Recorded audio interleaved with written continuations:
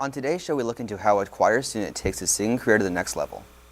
And we also look into the effects of the 2025 Texas legislative session for schools. And finally, we look at how players earning college funds affects high school football. These stories and more on this edition of Hilltop News.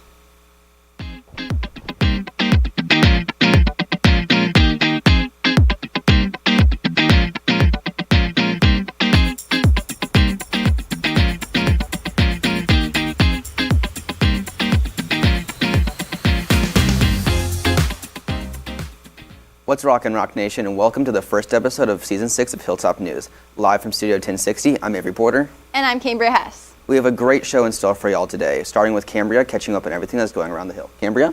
Thank you, Avery. Tonight at 6 p.m. there is a Class of 2026 Senior Parent Meeting. This is in the auditorium for more information about senior year. Homecoming tickets are on sale now. They are $35 in advance and $40 at the door. If you are wanting to bring an outside of school guest, please fill out the permission form located in the house offices. Additionally, the deadline to purchase your mums and garters are tomorrow. Pickup will be after school September 16th by the tennis courts. This week is Suicide Prevention Week, a time dedicated to raising awareness about mental health and supporting those who may be struggling. If you or someone you know is in a crisis, tell a trusted teacher, adult, or counselor. You can also call or text 988 to connect with the Suicide Crisis Lifeline. For many students, the final year of high school is a time for big decisions about the future, but one senior that includes a lifelong talent, turning it into a career. Scarlett Espinoza has a story. Vedhav, a senior in choir, is living his dream of becoming a music singer and producer. Over the summer, during his time at Grammy Camp, a selective music composition camp, he grew his skills. What I learned at Grammy Camp was, it was my first time producing for other people. I was there for the electronic music production track. So it was my first time working with other songwriters and singers to produce a song for them and make stuff tailored to them. So that's what helped me be a better producer. Choir teacher Mr. McGuire has seen Vedhav improve his skills over time, identifying qualities a professional would obtain. Vedhav's characteristics to being a great singer, and I think a really great addition to the music industry is the fact that he is real flexible. He takes criticism really well, so if we're working on something and it doesn't sound good, present it to him constructively, and he's never going to be offended by it or feel attacked. He's always going to say, this is going to make me better and make me a better singer, a better musician. Shaista, a friend of Vedhav's for many years, has supported Vedhav through his career, no matter the time and place. I've supported Vedhav by helping him film his new music video.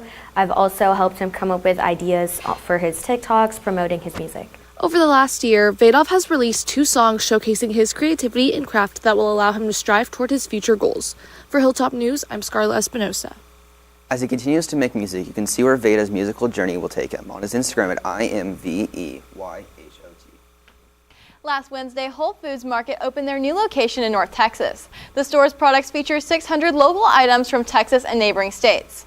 It is located in the West Grove district off of Highway 380. Whole Foods has introduced new grocery carts called Dash Carts, which allow Amazon members to enter their Prime account into the screen on the cart. Customers can use the screen to navigate around the store. Lastly, members are allowed to scan their produce and other items on the cart, skipping the lines, and pay using the cart. Additionally, right next to Whole Foods, La La Land, a local coffee shop and cafe, is having their soft launch today until the 19th. This is the 14th location in the DFW area, and they are known for their unique environment and aesthetic drinks. In other news, House Bill 8, the bill that would eliminate the STAR test, just got passed by the Texas House. The exam would split up into 3 different tests, taken in the fall, winter, and spring. If it becomes the law, it would go into effect for the 2027-28 school year. Because of the recent Senate bills put into effect this year, Texas schools underwent many changes regarding phones, but specifically clubs tied to diversity, equity, and inclusion. Samitha Bopnapali has a story. Along with the phone law, or House Bill 1481, prohibiting the use of personal devices, and Minga being enforced for bathrooms, clubs about religion or culture had to be renamed or ended, BSU being one. Definitely growing up in an area where there is either distinctly black people or distinctly white people, coming to a high school where you're mixed and people just assume you're white or see you're white skinned. BSU definitely was a very open club. and very nice and respectful, and just a very diverse club that allowed everybody, saw everybody, and it was like a nice environment to come to. Some groups, like the Filipino Club, became the Study of the Philippines, or Telugu Tamil Association rebranded to the Study of Telugu Tamil.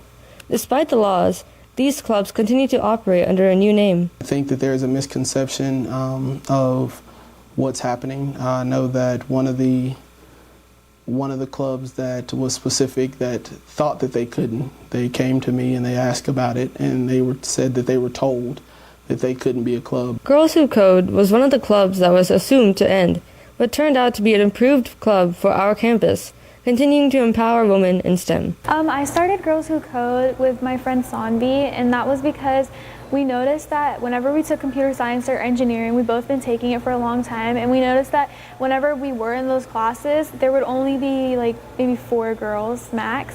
And it's not just like that for our school. I know a lot of people from other schools who go through the same thing, and even in the work field, if you look at the statistics, there's like a really big gender gap. So it was just something that was important to us, and we wanted to kind of do our part at school to help bridge the gap. Although many long-standing organizations had come to an end, it is possible to rebrand them to continue creating a community for the students at Rock Hill. For Hilltop News, I'm Samantha Bapanopoli. Despite the assumptions being spread about what clubs can or cannot be approved, always make sure to check with a teacher, counselor, or assistant principal to see if your club is eligible to operate. We had water polo, volleyball, and football in action this week. Chris Scamardo is in studio to fill you in on everything Blue Hawk sports. Chris? Thank you, Avery. Starting us off with water polo, we've had a rough start to the season with our boys having an 0-10 record and girls having an 0-9 record. They're coming to a close in their season and still have a positive mindset every time they hit the water. We also went down to speak to the new water polo coach, Coach Gerfers, on a buddy system that the team has implemented this year and hope to bring the underclassmen a teammate to rely on. The thing we're doing this year is kind of like a big brother, big sister program where we're pairing upperclassmen with younger classmen, and they just kind of break into small groups every now and then and kind of talk to one another. I think you just get to know the people around you so much better because during practice, we're in the water, you're not really getting to talk, about how your personal life is. And I feel like for high schoolers nowadays, just being able to have a friend to talk to is super important. The boys and girls team plays their next game at Hebron High School this Friday at 5:30. Moving over to volleyball, they hosted Prosper last night. Although the first 2 sets were unsuccessful, they fought back, winning the third set 22-25. It was looking good for our Blue Hawks, but unfortunately they could not keep up, falling short in the fourth set 19-25. This ended their game and gives them an 11-15 record for the season. Tomorrow at 6:30, they play their next game at McKinney-Boyd, so be sure to come support our Blue Hawks.